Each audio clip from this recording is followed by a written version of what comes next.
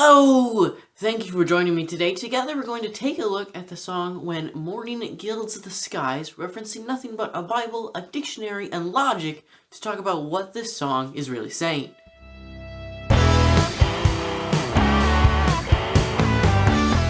Before we get started, let me say that this is one opinion critique that I am rationalizing with logic. If you have other thoughts and opinions, please feel free to discuss those in a respectful way. There are multiple versions of When Morning Gilds the Sky, and next week I'll have a blog post on another version. For today, I'm using the version found in the Lutheran Service Book. This version comes from a German text that was translated by Robert Bridges. The link in the description may not be the best sounding, but it does use the lyrics we are discussing. This song is sung straight through the 5 verses. The repeated line throughout the song is, "May Jesus Christ be praised." There are a lot of different biblical verses we can look at for this, but one option is Hebrews 13 verse 15. "Through him then let us continually offer up a sacrifice of praise to God, that is the fruit of lips that acknowledges his name." For this song, we're going to kind of look at this a half a verse at a time. The song opens with, "When morning gilds the skies, my heart awakening cries, may Jesus Christ be praised." Let's start with looking at the definition of gilds. Cover thinly with gold. Now, pause for a second and appreciate that sunrise imagery. I feel like we should see this more often. When the morning sun covers the sky in thin gold. This half of the verse is a simple statement that when we arise in the morning, our heart calls out to praise Jesus. This verse continues with, "When evening shadows fall, this rings my curfew call, may Jesus Christ be praised." This is saying that at the end of the day, when time has come to sleep, again we praise Jesus. All of this verse can be connected with Psalm 92, verses 1 through 2. "It is good to give thanks to the Lord and sing praises to your name, O Most High, to declare your steadfast love in the morning and your faithfulness by night." That's it for verse 1. A statement of praise in the morning and praise in the evening. Do notice, though, the lack of why to praise. Verse 2 opens with, "When mirth for music longs, this is my song of songs, may Jesus Christ be praised." I want to start again with the definition, this time for mirth. Amusement, especially as expressed in laughter. This is therefore a joyful amusement.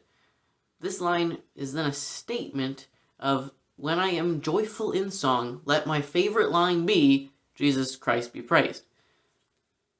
The second half of verse 2 is, "God's holy house of prayer hath none that can compare with Jesus Christ be praised."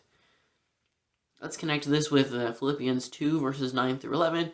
"Therefore God has highly exalted him and bestowed on him the name that is above every name, so that the name of Jesus every knee should bow, in heaven and on earth and under the earth, and every tongue confess that Jesus Christ is Lord, to the glory of God the Father."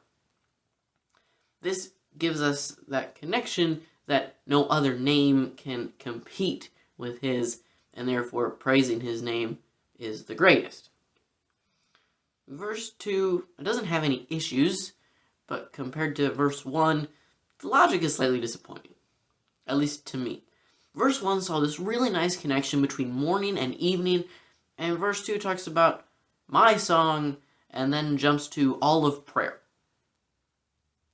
Verse 3 kicks off with, "No lovelier antiphon in all high heaven is known than Jesus Christ be praised."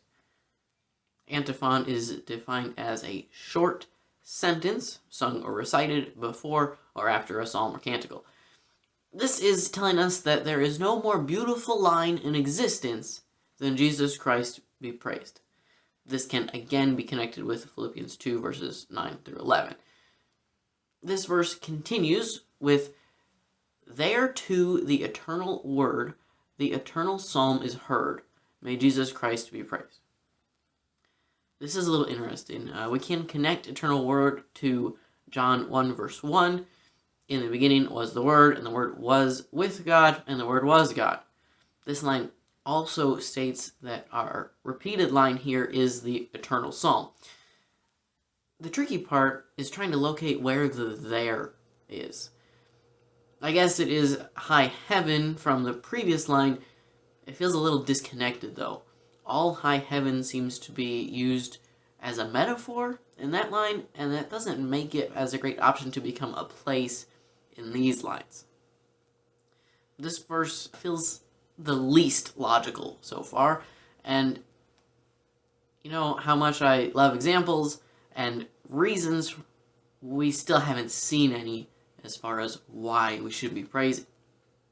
Verse 4 brings us to, ye nation of mankind, in this your concord find, may Jesus Christ be praised. We look again at a definition, this time for concord: agreement or harmony between people or groups. This is a cool line as it states that all nations can find agreement in praising Christ.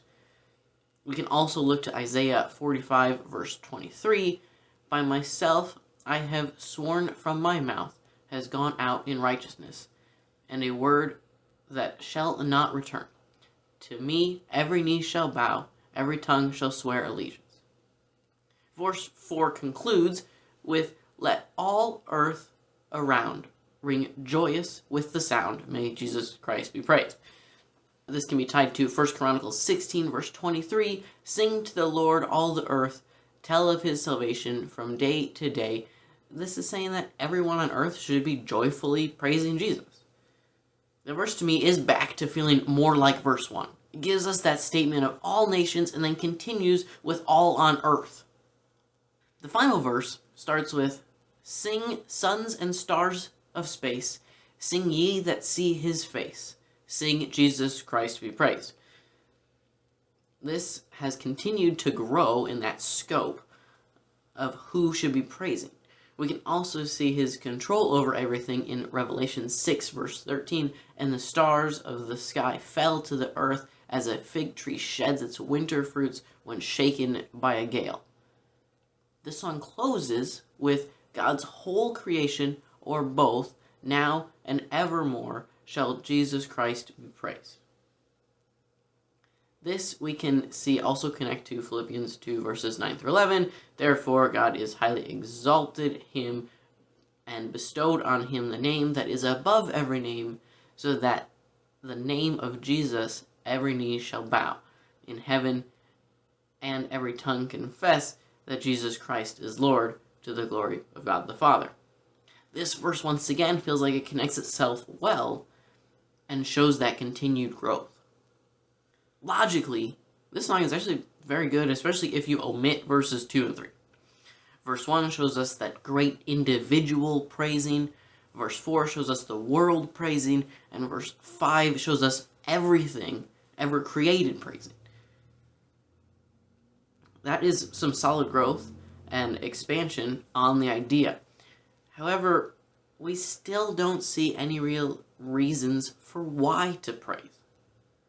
There is some loose connection to his power and glory, but we don't even see a direct statement that he created everything. It talks about God's whole creation, but doesn't define what that is.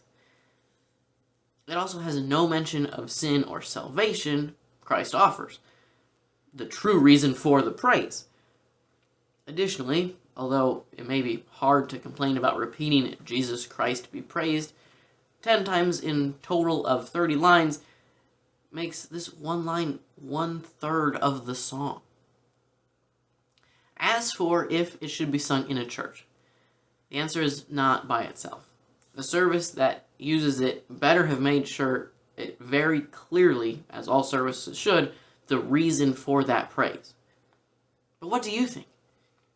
Is this an outstanding song that should be used whenever possible?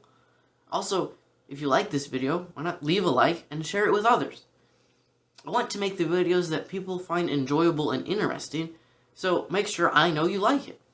Also, do me a favor and post in the comments if there is a song that you see sung in churches that you find disappointing. Maybe I'll make a video on that. For me, it's Waymaker. If I see that in the order of service, I cringe a little bit. Thanks for sticking around. Until next time, think before you sing.